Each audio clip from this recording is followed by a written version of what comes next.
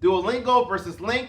Which one is better? In April 2017, I completed my Duolingo Spanish course, and I also got up to level 18. I've also read over 600,000 words in Spanish with LingQ, so I believe I can talk about this. My name is Franklin, and this is first1000hours.com. I'm here to inspire and motivate you to complete your first 1,000 hours of your language learning marathon. I don't teach languages, but I share an out-of-the-box mentality to help you learn languages on your own in a real-world context. So I just want to show you this. I have here in this bag a knife and a fork. And let's say I want to eat some corn, and I just go into my kitchen, I pull out the first thing that I see, and I find this knife. And then I just use this knife to get my corn and put it into my mouth. Does that make more sense than actually using a fork? Obviously, it makes more sense to use a fork. And we come to that conclusion because we know the purpose of a knife and a fork. And in the same way that we need to know the purpose of our kitchen utensils, we need to know the purpose of the softwares that we use to be able to use them effectively. Now, before we go into LingQ versus Duolingo especially, I also want to say that in this era of self-directed learning, we not only become students, but we also become teachers. And so I'm not saying that that means that you're going to be a teacher and in the sense that you are teaching other people, but you become in a sense a teacher of yourself. You're both a teacher and a student, so you get to determine the curriculum that you want to use to get you to the goals that you have. And in order to pick the right curriculum or the right software tool, you need to know what your goals are so that you can have the right curriculum. Does that make sense?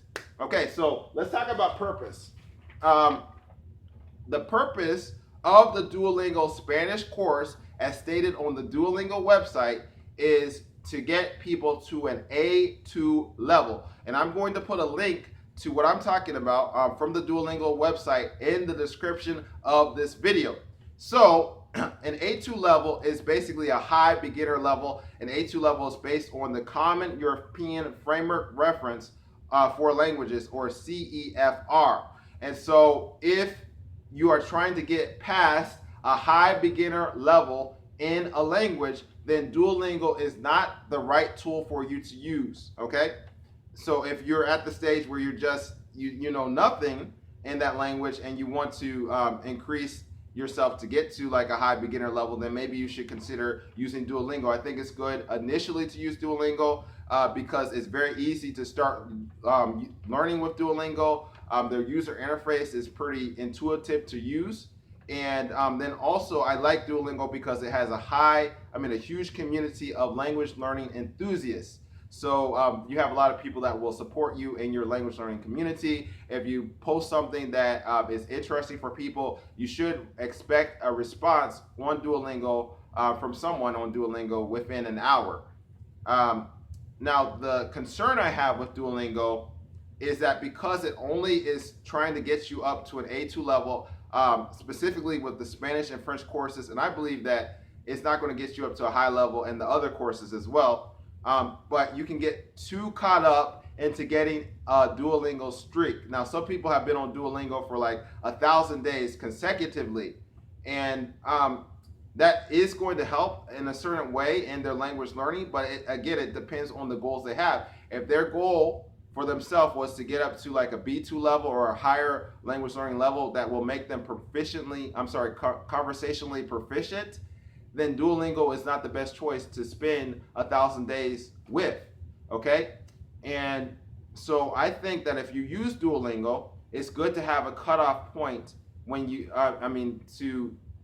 when you switch from Duolingo to getting into things in a real world context. That might mean for you that might mean you spend like 2 to 5 months or less with Duolingo, and you can use it in a serious way, but then you have a cutoff point and then you go into real world material.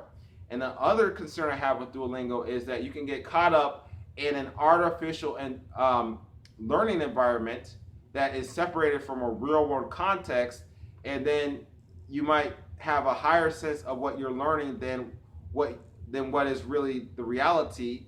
And you'll find out more of how much you know when you actually put yourself in a real world context, okay? Now let's talk about LingQ.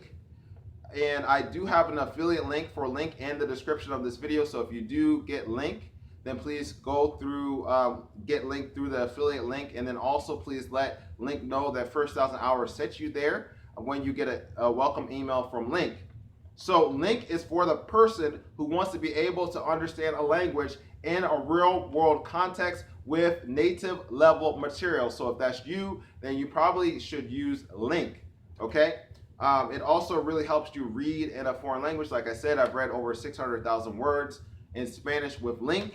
And then it also allows you to import material both in words, like a PDF, as well as it allows you to import audio into LingQ. And so if you're wondering what should you import into LingQ, I am going to give you links in different languages, both in PDF form and also audio, of the first book I read in Spanish called El Camino a Cristo. It was originally written in English called Steps to Christ, but you might have fun reading that. And the nice thing about that book as well is it's only around 100 pages, so it's a short book to read, but it'll be a challenge and all of that. But I was not even using LingQ when I read that book, and so you will have an easier time than I had reading El Camino a Cristo.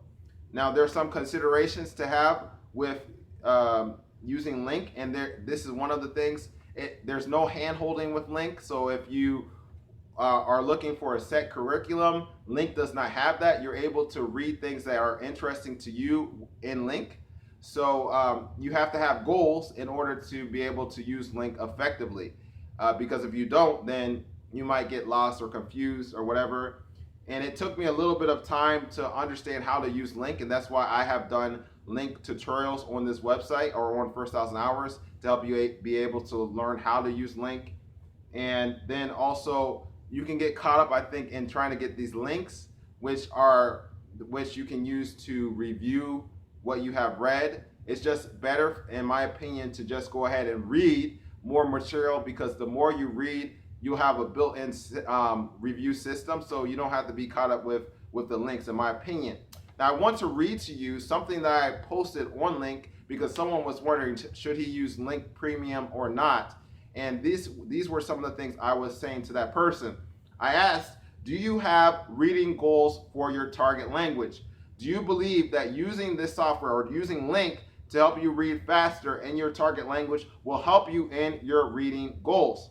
Will increased comprehension in your target language with real world material be a benefit that you're desiring? Are you willing to put in time and effort on a consistent basis to make that happen? And so getting LingQ is kind of like getting a gym membership. You can get a gym membership, but you're not going to get the benefit of the gym membership if you don't actually go to the gym and work out, right? So it's the same way. You can get a LingQ subscription, but you have to put in time and effort in order for that to actually be relevant, or your LingQ subscription. And I also wrote this: in addition, have you heard about the input hypothesis to learn a language? Have you heard about that? If you haven't, I would actually go and research about that. Instead of only learning a language itself, have you spent time learning how to learn a language so that you can determine the best method to help you be a successful language learner? That's very important to help you understand why you're doing the things that you're doing, and then put yourself and setting yourself up to then focusing on a strategy that can be very effective. So the input hypothesis is going to help you emphasize understanding, which is like the backbone of conversation, in my opinion, or the foundation of conversation. And I've talked a lot about that ideology, or the idea, on this First 1,000 Hours YouTube channel.